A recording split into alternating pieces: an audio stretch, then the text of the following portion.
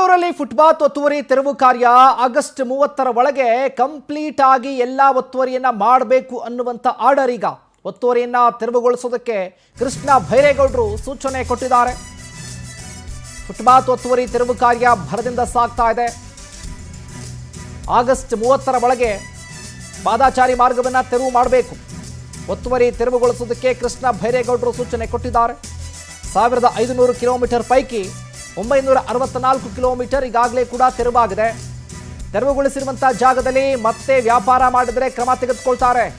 ಸಾಮಗ್ರಿ ಜಪ್ತಿಯಾಗುತ್ತೆ, ದುಪ್ಪಟ್ಟು ದಂಡ ಕಟ್ಟಬೇಕಾಗುತ್ತೆ. ಆದೇಶ ಹೊರಡಿಸಿದ್ದಾರೆ. ಒತ್ತುವರಿ ತೆರವು ಕಾರ್ಯಾಚರಣೆ ಮತ್ತು ಮೇಲ್ವಿಚಾರಣೆಗೆ ಜಂಟಿ ಸಭೆ ಆಗುತ್ತೆ. ಅನಾಥ ವಾಹನಗಳಿಗೆ ನೋಟಿಸ್ ಅನ್ನ ನೀಡಿ ತೆರವು ಮಾಡೋದಕ್ಕೆ ಈಗಾಗಲೇ ಸೂಚನೆ ಕೊಡಲಾಗಿದೆ.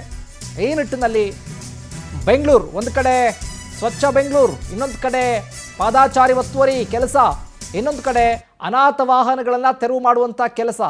ಏನು ಬೆಂಗಳೂರು ನಗರಾಭಿವೃದ್ಧಿ ಸಚಿವರಾಗಿರುವಂಥ ಕೃಷ್ಣ ಭೈರೇಗೌಡರು ಖಡಕ್ ಆಗಿ ವಾರ್ನಿಂಗ್ ಅನ್ನು ಕೊಟ್ಟಿದ್ದಾರೆ.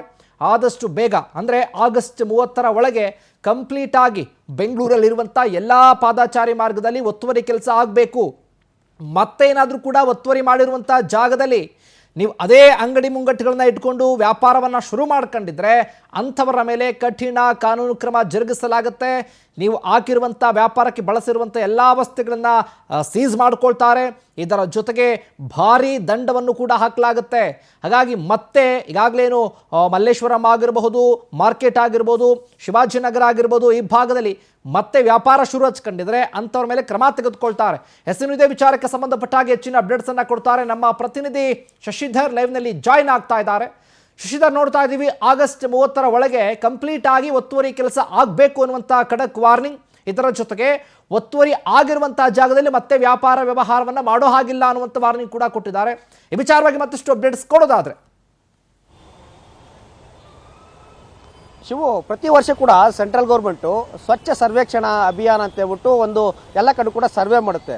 ಅದರಲ್ಲಿ ಇದುವರೆಗೂ ಕೂಡ ಬೆಂಗಳೂರಿಗೆ ಟಾಪ್ 10ನಲ್ಲಿ ಇದುವರೆಗೂ ಹೆಸರು ಏನು ನಂಬರೇ ಬರ್ತಾಯಿಲ್ಲ. ಟಾಪ್ 10 ಟಾಪ್ 20 ಕೂಡ ಬರ್ತಾಯಿಲ್ಲ. ಮತ್ತು ಅದರಲ್ಲೂ ಕೂಡ ಪ್ರಮುಖವಾಗಿ ಇಡೀ ಇಂಡಿಯಾದಲ್ಲಿ ಅತಿ ಹೆಚ್ಚು ಆಕ್ಸಿಡೆಂಟ್ಗಳಾಗುವಂಥ ನಗರದಲ್ಲಿ ಬೆಂಗಳೂರು ನಂಬರ್ 1 ಸ್ಥಾನದಲ್ಲಿದೆ. ಮತ್ತು ಅತಿ ಹೆಚ್ಚು ಗಾರ್ಬೇಜ್ ಸಿಟಿಯಲ್ಲೂ ಕೂಡ ಯಾವಾಗಲೂ ಕೂಡ ಪ್ರಮುಖ ಮುಖ್ಯ ಇದರಲ್ಲಿ ಇರುತ್ತೆ. ಅದ್ರ ಜೊತೆ ಅತಿ ಹೆಚ್ಚು ಏನು ವಾಯು ಮಾಲಿನ್ಯ ಪೊಲ್ಯೂಷನ್ ಆಗಿರುವಂಥ ನಗರದಲ್ಲೂ ಕೂಡ ಬೆಂಗಳೂರು ನಂಬರ್ 1 ಪ್ಲೇಸ್ನಲ್ಲೇ ಕೂಡ ಇದೆ. ಇವೆಲ್ಲವನ್ನು ಕೂಡ ಗಮನದಲ್ಲಿಟ್ಕೊಂಡು ಕೃಷ್ಣ ಭೈರೇಗೌಡರು ಬೆಂಗಳೂರನ್ನ ಒಂದಷ್ಟು ಕ್ಲೀನ್ ಸಿಟಿ ಮಾಡಬೇಕು ಅಂತ ಹೇಳ್ಬಿಟ್ಟು ತಮ್ಮದೇ ಆದಂಥ ಒಂದಷ್ಟು ಪರಿಕಲ್ಪನೆ ಇಟ್ಕೊಂಡು ಈ ರೀತಿಯಂಥ ಕಾರ್ಯಕ್ರಮಗಳನ್ನು ಹಮ್ಮಿಕೊಂಡಿದ್ದಾರೆ. ಬೆಂಗಳೂರಲ್ಲಿ ಮುಖ್ಯ ರಸ್ತೆ, ಅದೇ ರೀತಿ ಕೂಡ ಪ್ರಮುಖ ರಸ್ತೆ, ಈ ರಸ್ತೆಗಳಲ್ಲಿ ಏನು ಗುರುತಿಸಿದಾಗ ಬೆಂಗಳೂರಿನಲ್ಲಿ 1,500 ಕಿಲೋಮೀಟರ್ನಷ್ಟು ರಸ್ತೆ ಇದೆ. ಆದರೆ ಈ ರಸ್ತೆಗಳಲ್ಲಿ ಪಾದಚಾರಿ ಮಾರ್ಗದವರು ಮುಕ್ತವಾಗಿ ಸಂಚಾರವನ್ನು ಮಾಡೋದಕ್ಕೆ ಆಗ್ತಾ ಇಲ್ಲ. ಎಲ್ಲರೂ ಕೂಡ ಇವತ್ತು ರಸ್ತೆಯಲ್ಲಿ ಓಡಾಡುವಂಥ ಪರಿಸ್ಥಿತಿ ನಿರ್ಮಾಣ ಇದೆ. ಈ ಕಾರಣದಿಂದಾಗಿ ಪಾದಚಾರಿ ಮಾರ್ಗದವರು ತಮ್ಮ ಹಕ್ಕಿನಂತೆ ಎಲ್ಲರೂ ಕೂಡ ನಡೆದುಕೊಂಡು ಹೋಗಬೇಕು ಪಾದಚಾರಿ ಮಾರ್ಗದಲ್ಲೇ ಅಂತ ಹೇಳ್ಬಿಟ್ಟು ಎಲ್ಲೆಲ್ಲಿ ಪಾದಚಾರಿ ಮಾರ್ಗದಲ್ಲಿ ಒತ್ತುವರಿ ಆಗಿತ್ತು ಕಡ್ಡಾಯವಾಗಿ ಅವೆಲ್ಲವನ್ನು ಕೂಡ ತೆರವು ಮಾಡಿ ಅಂತ ಕೂಡ ಸೂಚನೆ ಕೊಟ್ಟಿತ್ತು. ಆ ತೆರವು ಮಾಡುವಾಗ ಏನಾದರೂ ಅವರಿಗೆ ಅಡ್ಡಿಪಡಿಸಿದ್ರೆ ಅವರಿಗೆ ದಂಡವನ್ನು ವಿಧಿಸೋದು ಕೂಡ ಸೂಚನೆ ಕೊಟ್ಟಿತ್ತು.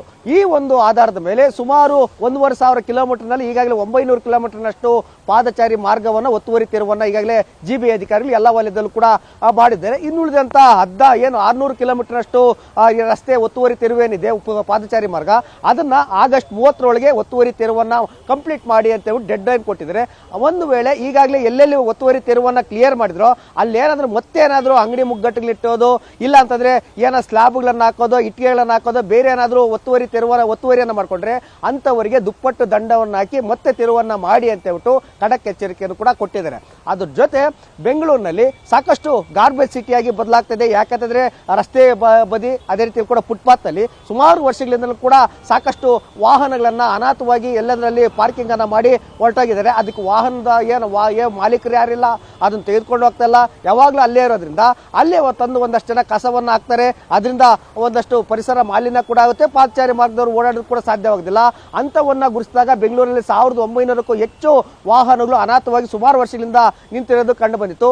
ಅವನ್ನು ಕೂಡ ಟೋಯಿಂಗ್ ಮಾಡಿ ಅದನ್ನ ಹರಾಜಿಗೆ ಇಡ್ತೇವೆ, ಯಾರಾದ್ರೂ ಬಂದು ತೆಗೆದುಕೊಂಡು ಹೋಗಿಲ್ಲ ಅಂದ್ರೆ ಅಂತ ಹೇಳ್ಬಿಟ್ಟು ಸೂಚನೆ ಕೊಟ್ಟು ನೋಟಿಸ್ ಕೊಟ್ಟರು ಕೂಡ ಒಂದಷ್ಟು ಜನ ಇನ್ನೂ ಕೂಡ ಮುಂದೆ ಬರ್ತಿಲ್ಲ. ಅಂತವನ್ನೆಲ್ಲರೂ ಕೂಡ ಹರಾಜಿಗೆ ಹಾಕ್ರಿ ಅಂತ ಕೂಡ ಡೆಡ್ ಲೈನ್ ಅನ್ನು ಕೂಡ ಕೊಟ್ಟಿದ್ದಾರೆ.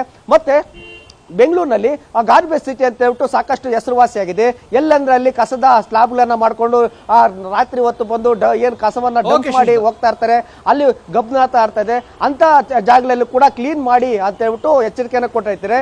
ಹಾಗಾಗಿ ಆಗಸ್ಟ್ 30 ಒಳಗಡೆ ಬೆಂಗಳೂರು ಕ್ಲೀನ್ ಸಿಟಿ ಆಗುತ್ತಾ ಅಂತ ಕಾದ್ ನೋಡ್ಬೇಕಿದೆ ಶಿವು. ಥ್ಯಾಂಕ್ ಯು ಶಶಿಧರ್ ನಿಮ್ಮೆಲ್ಲ ಮಾಹಿತಿಗಾಗಿ.